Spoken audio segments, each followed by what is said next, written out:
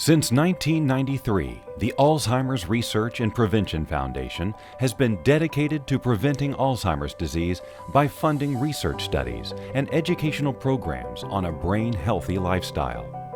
As a nonprofit organization, our research and educational outreach activities are made possible by the generosity of private donors.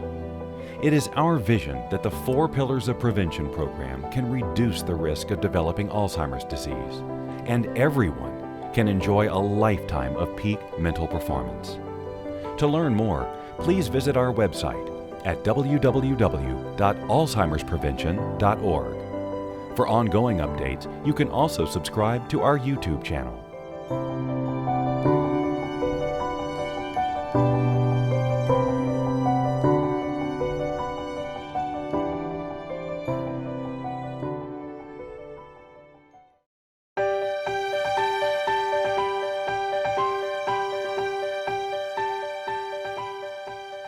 As you will see in a moment, our guest speaker tonight has had to overcome tremendous hardship in his life, as I'm sure many of us have. So thank you for keeping up with the technology hardship for a few minutes here tonight. I appreciate it on behalf of the Alzheimer's Research and Prevention Foundation. Our guest speaker is Avtar Nordine Zouareg, who became a world-class athlete, became a Mr. Universe in 1986 and 1988. In 1995, he came to the United States from France and started working here mostly at Miraval Life Imbalance Spa Resort, and in many other places doing seminars, speaking, coaching, volunteering for children causes, and doing motivational speaking. At his work at Miraval, mostly he has trained high-profile clients such as Barbara Streisand, Charlie Sheen, Oprah Winfrey, John and Teresa Heinz Carey, other athletes and mostly people of all backgrounds and age. And as you will see in his over 3 decades of work in this field, he's learned a lot, and he has a lot of material and tools he can share with us tonight. And I hear a little bit of background, so I hope that's not going to distract people. But he's also the author of Mind Over Body, a book on the key to lasting weight loss, and Weight Loss Secrets of the Stars. So Nordine and Avtar, thank you for joining us, and welcome. Thank you for having me, Kirti. I hope you can hear me.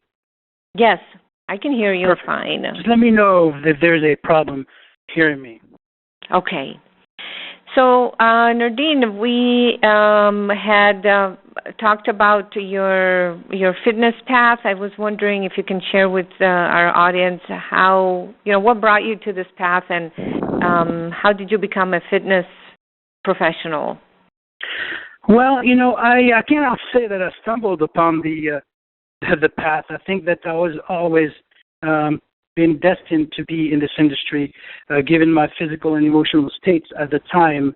You see, I was born, premature, 3 months premature, from illiterate North African Bedouins in the Sahara Desert. So I don't think that at the time we could have said that I was predestined to be Mr. Universe. But anyway, and then I was diagnosed with rickets. My parents moved to France to seek medical attention or medical needs. Then I stayed in the hospital for 2 years. After that, all my life were, made of ups and downs, as everyone can imagine. At 19 years old, I weighed 108 pounds. That's more than any of my sisters weighed. I discovered fitness while watching TV.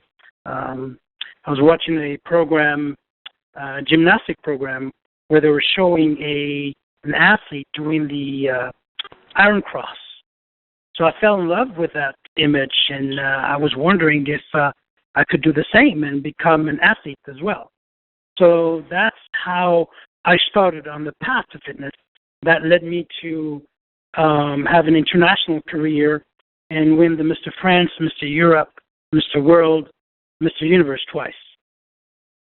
Wow, yes, that's quite impressive. I would like to jump right into the topic of our seminar now. And as you know, the Alzheimer's Research and Prevention Foundation promotes and advocates a four-pillar of prevention program, of which physical exercise is one very important pillar, as are the other ones, like mental exercise, diet and supplements, stress management, and spiritual fitness. And in your work, I know that you're not just based on physical exercise. You're, because of what you've learned in your own professional and personal experience. But so let's talk about if you can explain to us sort of it's been known, but it's now getting more attention in the media and in research, actually. How is weight management related to brain function?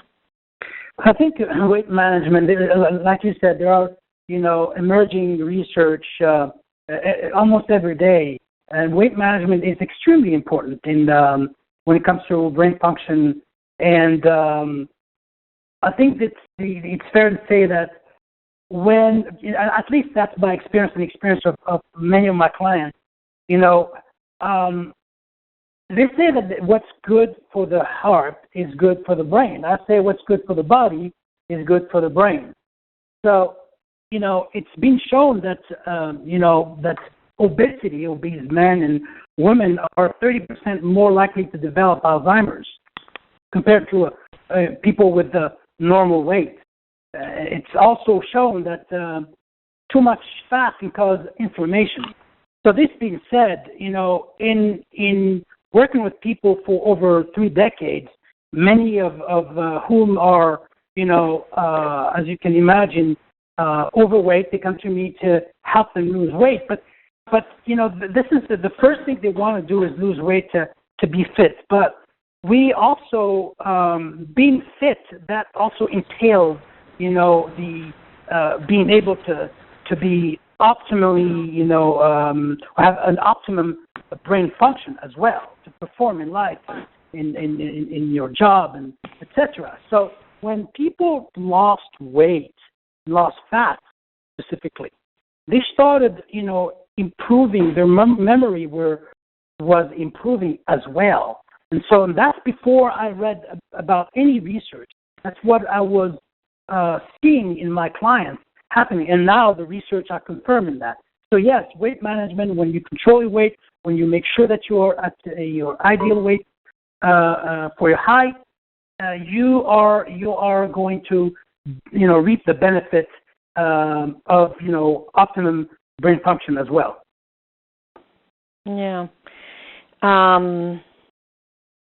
Well, that makes sense. Do you have experience? Can you give us an example of someone you've worked with? Because I know you've shared some stories with me. Absolutely. Recently, I started working with a wonderful lady. I think she's 76 or 77 years old now. And she started with me just to help her coordinate, help her with the coordination, balance, as well as losing a few pounds. And in the beginning, not only, I noticed that she had problems with her coordination and balance, but also problems with memory. For instance, when we were working out or when I was training her, I would put my bottle of water. If I happened to have like the same brand, for instance, of course you could say that anyone could mistake in the bottle, but I would put mine specifically someplace, and she put hers to someplace. But she always ended up using my bottle for some reason, and so I think that's it's maybe it's not to you it could be like normal that she may be mistaking the bottle because of the brand, but no, I think she had issues with her memory. So after I think 2-3 months, in working with me, she's improved, of course, her balance. She lost some weight, but she was not making the mistake of using my bottle anymore. So you call it what it is, but to me, that's a proof that her memory was being better. Her brain was functioning better, so to speak. And of course, the dizziness and the balance itself, it all comes from the brain. So if that improved, her brain automatically also improved. Well, so that's one of my experiences. Yes, and that makes sense because, as we all know, it's not like somebody who has memory loss, tomorrow wakes up with memory loss. It's something that is progressive, and it starts with small symptoms, if you will, small signs, and then it can progress. And so something as possibly fairly insignificant as confusing a water bottle for another one, at a particular stage, it could possibly progress to something more significant. And that's one of the issues that we all have because we're all getting older, and when there are slips in our activities of daily living, what they're called, we feel, well, maybe I'm just tired, or I'm just maybe a little more confused today, but I'm overall fine. And which is true. Most people are just fine, even though they're in this a little bit of a hazy state. But the problem is we sort of don't appreciate this, don't value this as a real sign of, yikes, there is something going on here. And for most people, when you don't pay attention to things, then they tend to sometimes get a little worse. So, and that's really what we don't want. We want to, whatever is going on, we want to catch it right there and then and improve our symptoms, improve the cause, if we can, of those symptoms. Absolutely. Avtar, tell us why, in your opinion, as a professional athlete and coach, why is it important to be fit as we get older? Well, it's not only important. I think it's vital, if you ask me. As we get older, our body's not the same. Our metabolism is not the same. Our bone density is not the same. Everything changes. In order to keep that, to keep strong, to keep fit in shape, it's inevitable to start, doing something, to start doing some exercise, and I think that the research has shown, and you can see research everywhere. It's every day you see new research on the brain and exercise. There's Dr. Perlmutter, a neurologist, right in his blog. Recent research on brain function shows that 142 minutes of exercise a week, is good and can improve cognitive function in older adults. So I think, for me, I've seen it. I've seen it in people that I work with every day. And in a particular instance with a gentleman that was 60 years old, Dennis, who came to me and he was overweight, overstressed, and had an enormous amount of issues in his workplace and his career and his personal life.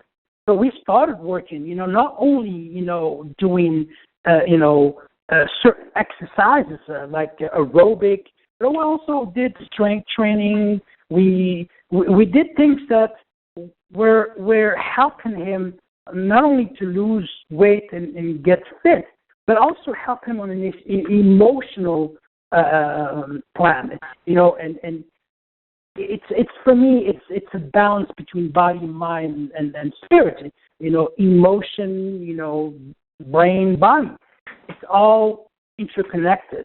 So with Dennis, within the year, he was able to not only lose the weight, but also lose the weight in the brain, lose the fat in the brain, and that is the stress, the anxieties that he had.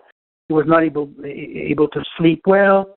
Just with exercise, it was the new prescription, a new miracle drug that he never believed in exercise for all his life until he got to 60 years old. Wow. Well, that's really a tremendous story. It reminds me of so many people that we see, and I mean, in general, we have to admit that our life is pretty much sedentary, most of us. And so to get moving, whether it's a class or it's the gym or it's the walk, it's there's a gravity factor of combating the sedentary lifestyle that we all have, and also, truth be told, as we get older, we tend to be more sedentary because we may be a little more tired. We may be maybe a little not as strong, I guess. We may have some balance or beginning to have balance issues. And so what do people do? They don't move. They move less and less. It's reigniting the passion for life altogether. And the passion of life is movement. You can only have passion for life when you start moving. You cannot have passion of life when you're not moving, when you're sedentary, sitting around. Today, the Surgeon General, the U.S. Surgeon General, launched a new program called Step Up, and this program is a 22-minute walk every single day. And by doing that, you are able to improve your health in general, your heart, your brain. And so if the Surgeon General is stepping up to the plate and asking people to start moving, I think that it's a sign, for everyone to start, moving, start being passionate about moving. Yes, well, and we also know that exercise, of course, makes you feel better. It releases endorphins, and besides all the other physical benefits. Tagging into your comment about the Surgeon General, this September, this month, is the Go for Life month. If people want to Google it, there is an initiative in collaboration between the White House Conference on Aging and the NIH, and it's called Go for Life. So, and it's about movement. So to go back to our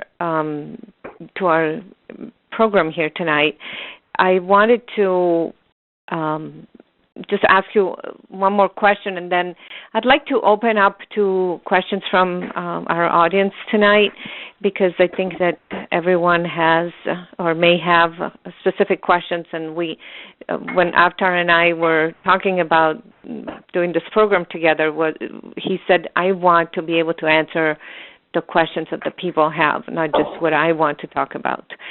So, yes. So, I wanted to mention that Avtar Nordine tonight is offering a special gift to all the people that are interested. He has prepared a Avtar Wellness report, which is a 12-page report on fitness. What does that mean? It's not just physical fitness. We're not just telling people, okay, walk or go to the gym or build your muscles. per se. It's what is wellness, what is fitness, how does that impact your wellness, and what does wellness mean? And so we have this special report that we're happy to send to people at absolutely no charge as a gift from our guest speaker. You just email us at info@alzheimersprevention.org, and we will send you a PDF file of this report. So if you would like to take advantage of it, please do so. So I wanted to just ask one more. My last question for right now is, not everybody is in tip-top shape. Not everybody's young that they can just start an exercise program like this, or they can go to the gym. Some of us have injuries. Some of us, are not very fit. Some people may have limited strength or limited mobility. So can people, even, with some physical limitations, still improve their fitness? So that's my question for you. Yeah, sure. And I worked with people with mobility issues, people in wheelchair, and I think, it all depends on the problem, so to speak, the physical issue. If you cannot move your legs and you are in a wheelchair, you can do upper body movements, and there's a lot of things you can do. You can even do aerobic with your upper body and some strength movement as well.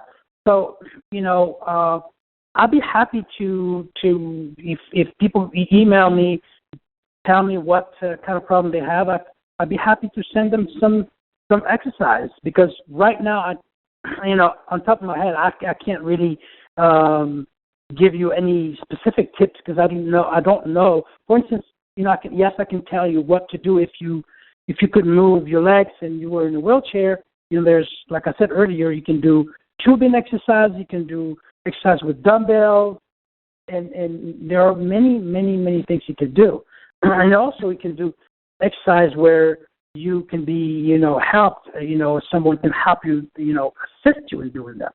So you don't have to be the one also doing it if you cannot do that. I hope this answers your question. Yes, sure. What email address would you like people to email you if they have info anything? @Avtar Wellness. That is info @ V as Victor, TARWELLNESS.com. Okay. info@avtarwellness.com. Yeah, Avtar Wellness, yeah. Okay.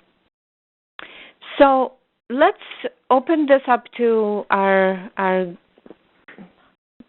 participants tonight. If you have a question, this is the instructions. Please to unmute yourself. Please press *7, and so you'll be transferred as a live call into the conference room here, the virtual conference room, and then you can ask your question. Otherwise, everyone is muted.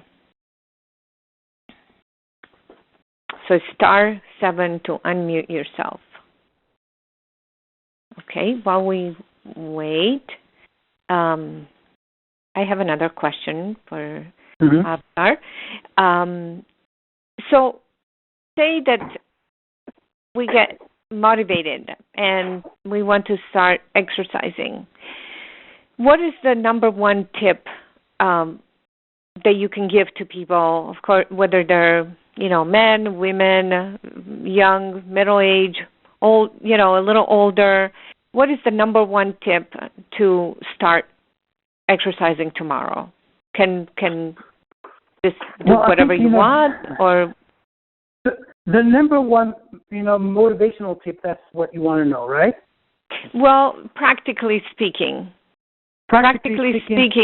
So, do I just start walking tomorrow, or do I sign up at the gym? Of course.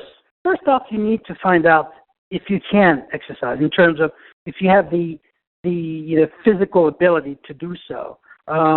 Because, we don't know with our body change, and if we've been sedentary for a long time, you may have things that the underlying situation that you may be making worse.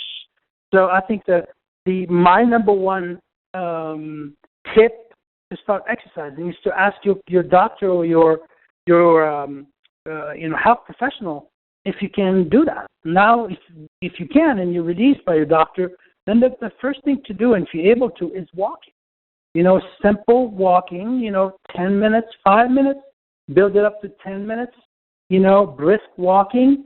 That will do the trick to help you get motivated. You get some blood flow to the brain and you start being motivated. You start changing, you start feeling better and you want to feel, much, much better. So, you do, it's like making money. When you start making a little money, you want to make a little bit more money. And before you know it, you're a millionaire. That's how it works with health and fitness as well. So, start, doing little things like walking. And then you can build it up to, if you're able to do some strength training, you can build that up to 5-10 minutes 3 times a week, and then 20 minutes to 3 times a week to 30 minutes.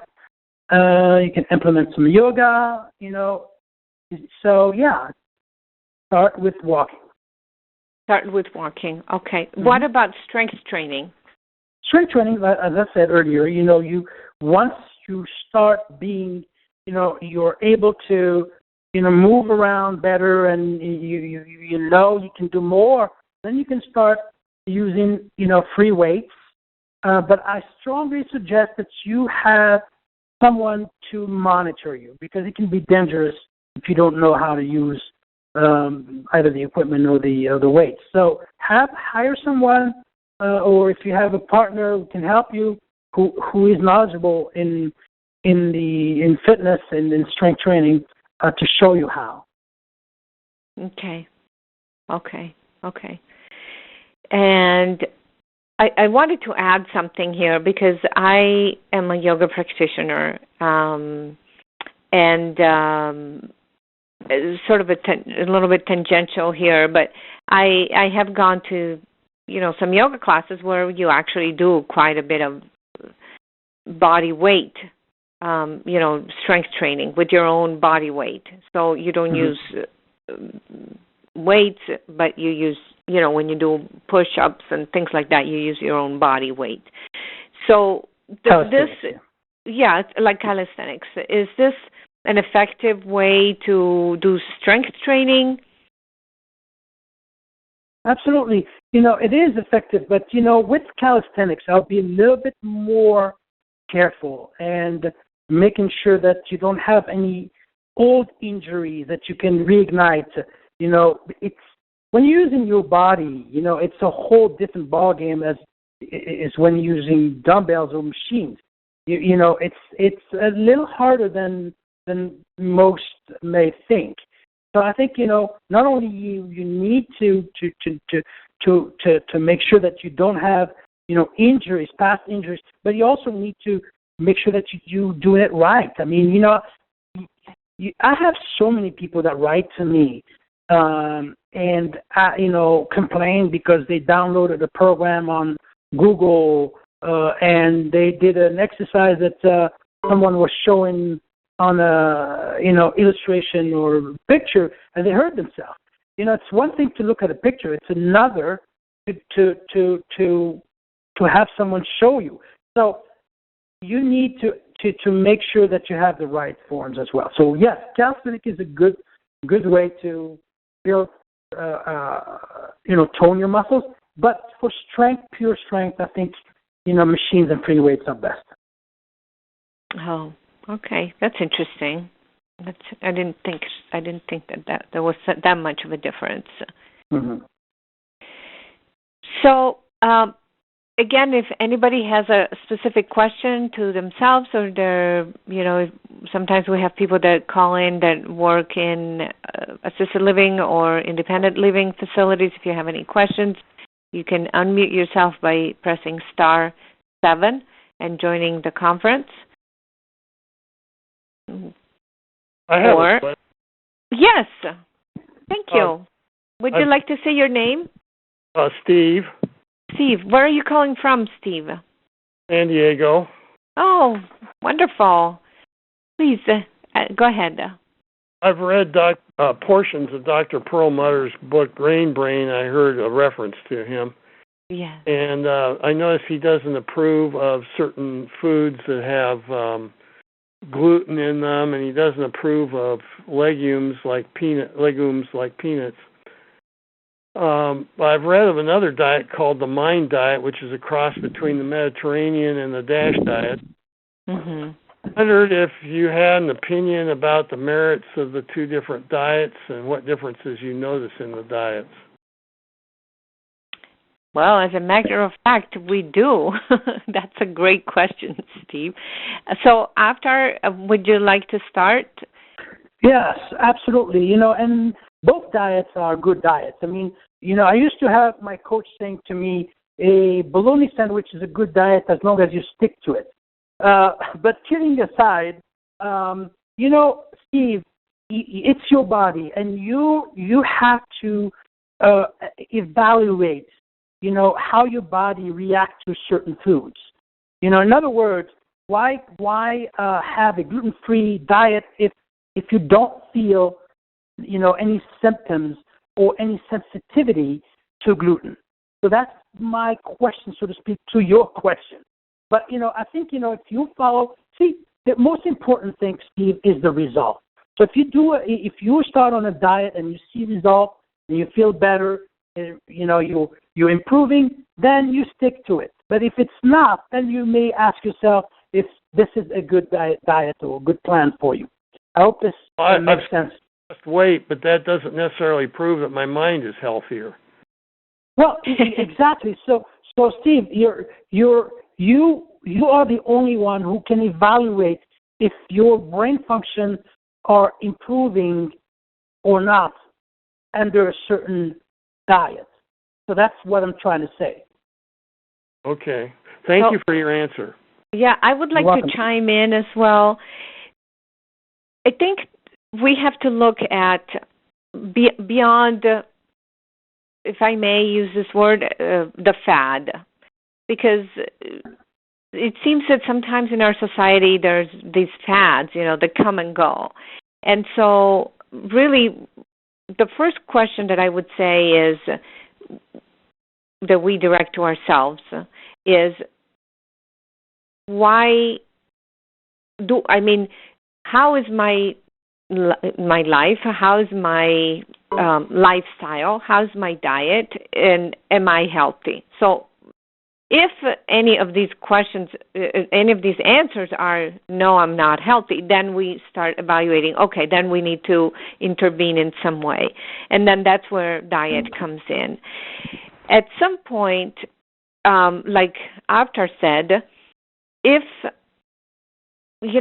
we basically have all these choices. We have the Mind diet, we have the low-fat diet, we have the paleo diet, you have the your blood type diet. So there's a number of different diets. And the bottom line is we have to make it work for ourselves. Meaning that, for example, some people, as I'll give my example, I'm a vegetarian. I don't eat meat, I don't eat eggs, and so that's where I draw the line. Then I have to make it, obviously, a paleo diet with meat. Well, that wouldn't work for me. Another thing to consider is if, for example, the Mind diet is a more balanced diet, in my opinion, compared to other diets because it has a little bit of everything. It has a lot of fruits and vegetables, and it calls for fish, which has been scientifically proven to help. The omega-3s, we all know what, omega-3s are very much needed for optimal brain function. So the Mind diet has fish and some nuts, and it's a moderate, balanced diet. I think that some of the other diets that we hear about are a little more extreme in a way because, for example, no gluten, and that's fine if somebody has a gluten sensitivity or they have a celiac disease. So then, of course, then they have to modify their whole lifestyle around it. But if somebody doesn't necessarily have a gluten sensitivity, some gluten, some carbs, some carbs are good. Now, of course, can you eat only carbs? Well, that wouldn't be healthy. So we want to bring it back to what is that your body needs. What is it that makes you healthy? And sometimes it's good to, work with a nutritionist or a dietitian, because that's a professional that can help evaluate what, your protein intake needs and your carb needs and fruits and vegetables. So it's a long answer. I apologize, but I've seen many people, especially, as we get older, and also I'm sure that some of our listeners today have parents that live alone and they're older or elderly, and we see that many of their elders don't really eat very well. They eat maybe more carbs, more sugars, and they don't eat enough protein. So sometimes working with a professional it really helps. And I want to bring it full circle here. Why are we talking about diet in a program about fitness? Because you can't really have fitness and well-being without a good diet, because it's still the body, and if we feed the body, the sort of what it doesn't agree with the body, then we have no, our health declines and our well-being and our fitness declines. So just to kind of bring it full circle. Thank you. Thank you, Steve, for the question. Is there any other question? Oh, all right.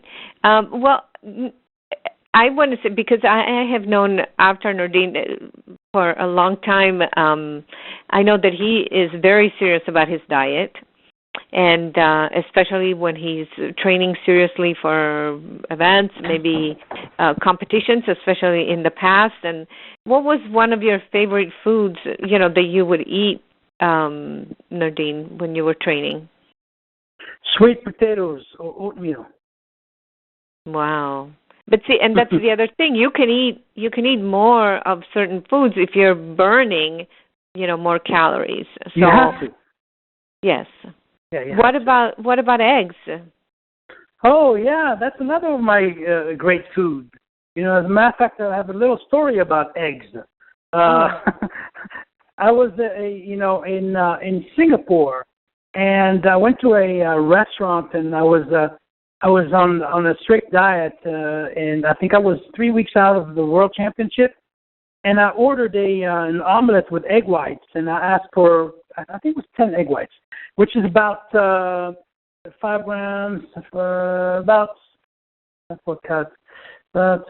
200 calories, and and how much protein? How much protein?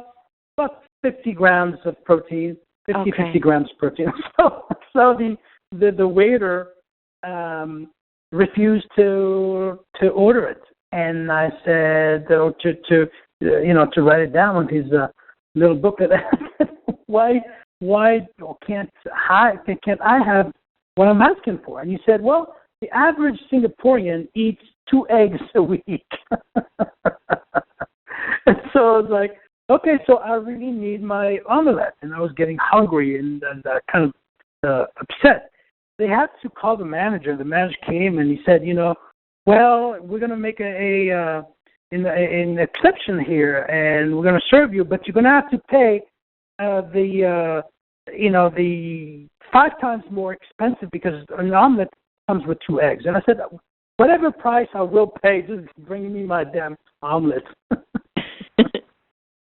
That's funny. That was eggs. It was because as you get older, you change and you have other food that you prefer. I prefer ice cream right now. Oh no.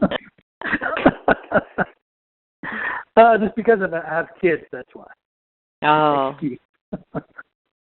You're still training. How often do you train? I train 45 minutes 5 times a week. Wow. Yeah, it's a whole different world. I used to work out, actually, I didn't work out that more. I worked out more intensively when I was competing. And so, and then the body also changes, and, you have less muscle mass. And so, 45 minutes 5 times a week now. Oh, okay.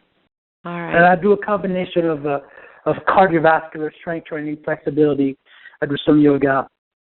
Of course, I believe in the whole holistic approach of fitness, in the mindful fitness, which I teach, which includes meditation, breathing, deep breathing exercise, and such. Mm-hmm. Well, this reminds me, I want to announce this again in case anybody, wasn't here or didn't write it down, that Avtar is offering us a gift, the special health and wellness report. To obtain it, please email us at info@alzheimersprevention.org, and we'll be happy to send you the PDF file, which talks about, all these things that he just spoke about, from nutrition to mental and emotional well-being, food supplements, and more. They are the eight pillars of mindful fitness. Yes, yeah. So we have just about 5 minutes left. If anybody has any other questions, we'll be happy to take them. Hello. Hello. I'd like to ask a question. My name is Helen. Helen, thank you. My mother is 91 years old. My father and mother are still alive. My father is 90, living with my brother, and my mother has dementia. She's had dementia for a couple of years now. Yeah. She eats a Mediterranean diet. She has her whole life. And just what types of exercises, what types of, brain activity exercises besides puzzles could she do? I mean, she doesn't really lift any weights. She doesn't walk anymore. She's had both hips broken. So doing, any kind of physical activity is very limiting right now at her age. But just mentally, what could she do? So I have some input, but Avtar, would you like to give us a couple of ideas? Yeah. What was your name again? 91. The name of the caller? Helen. Helen. Hi, Helen. Hi. And I congratulate you for taking care of your parents. This is I admire that in you. Thank you. So, my answer to your question, you said that your mom has an issue with mobility, right? Yes. Okay. So, is there any, can you tell me if there's anything that you think that can she move her arms at all? Oh, yeah, she can move her arms. Okay. She can move her legs. So she can sit on the chair, right? Right. All right, beautiful. So one thing you could do with her is, have her sit on the chair and move her arm around, like doing a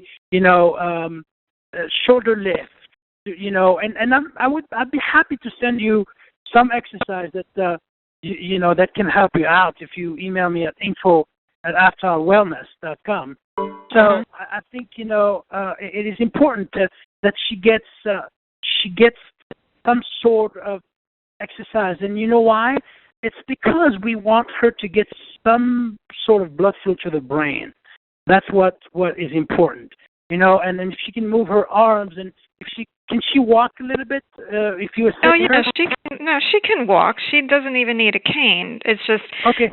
She used to get out and about, and walk, to the store, but she can't physically do that anymore with 2 broken hips, Yeah, she doesn't have to go to the store anymore. She can just walk if you can walk with her, around the house, a little bit outside, that would be fine. Just get her go. Let's get her going. As I said earlier, movement is life. The more movement she could do, the better she's going to be feeling, and the more motivated and inspired she's going to be. Because 92 years old, is the new 72 years old. You know what I mean? So I think there's some 90 years. I tell you, I saw some 92 years old at the gym that could kick my butt. To tell you the truth. So, I'm telling you, So it's 92 years old is still young, and God bless her. I think she if you help her get going and get motivated, inspired again, that's the greatest thing you can do for her. Right. Okay. Also, wanted to add that some of the things. Of course, if Avtar sent you some exercises, that's great. What you could also do is do anything that helps her breathe a little bit deeper. So sometimes, like even lifting your arms up, as up high as they go. Sometimes they don't go that high, but maybe and just repeat that motion. In front, maybe to the sides, and every time you lift your arms up. Above eye level and up, it increases blood flow to the brain. So, and it helps, it encourages, I guess, deeper breathing. And so when you have deeper breathing, then, you have a little more oxygen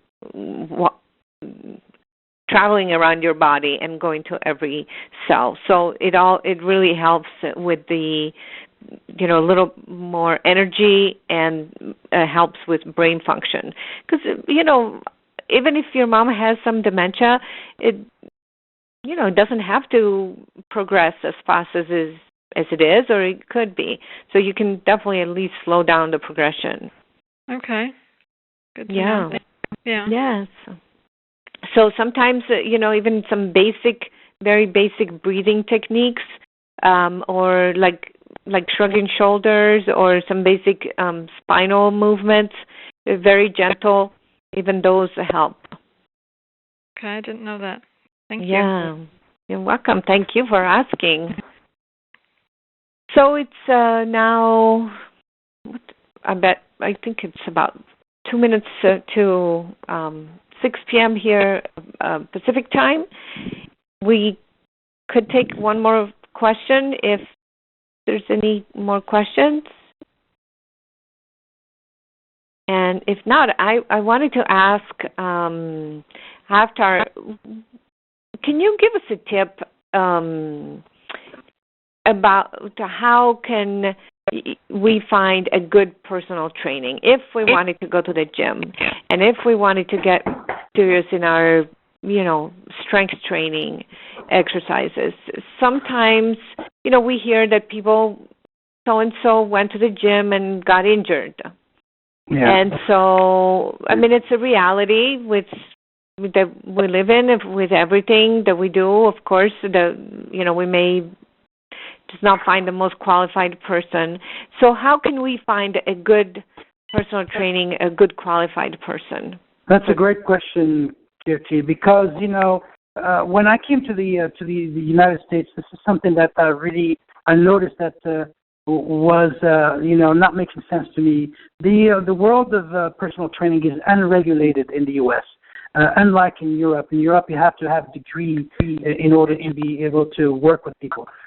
Needless to say, that in order to choose a trainer, if you need a trainer, which I recommend, you need to make sure that there's not only the experiences there, but the interpersonal skills, the education, the punctuality, the physical condition of the person, the physical hygiene of the person. If you have a trainer that comes and train you after his own workout, and I don't think it's fair. Remember, you are the employer; they are the employee. So it is your right to demand of them the basics, and so I think the experience to me, it's no less than 5 years of experience working, as a trainer or coach. In terms of interpersonal skills, they have to be able to, have convey what they are trying to tell you, in a proper manner. Are they responsive? Are they, do they lack communication skills? All these things are important. In terms of education, I think, I wouldn't hire anyone who doesn't have at least an American College of Sports Medicine certification, or, an American Council on Exercise certification. But here again, these are certifications, but is the trainer experience? I think there's a difference between being certified and having no experience and being certified and having experience. In terms of punctuality, they need to make, you're not going to hire someone who's going to be, 10 minutes late in each session. These are the things that are very important. I hope that answers your questions. And also, you need to watch out for red flags as well. The appearance, the how they dress. Are they eating or drinking something while they're training you? Are they watching? Look at their watch. Are they watch all the time while they're training you? Are they saying hi to people while they're training you? Remember, you're hiring them. You're paying for the time. You are the employer. They are the employee. I think that's the minimum to be asked. And unfortunately, in the United States, people can be certified online, and because they look good, they think that they have they are able or they have the right to train people, and that's not true. Absolutely not true. It's not because you look good and you're in shape that you can't train people. No, this is a serious thing. Training people is they're giving their body to you to help them with their body and their emotional state, because you hurt somebody, they're going to be hurt in body and also in mind. So it's important to make sure to choose carefully. You don't have to choose right away and get trainer right away. You can go to several gyms and I would so strongly recommend you find somebody that you see, you can talk to, not somebody online, that you're going to hire because they have a nice website. Oh, that's a good point. Thank you. Yeah, that's a very good point.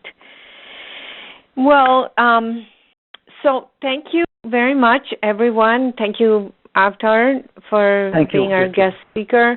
It's just past the hour, and we don't want to hold anybody up. I want to thank you for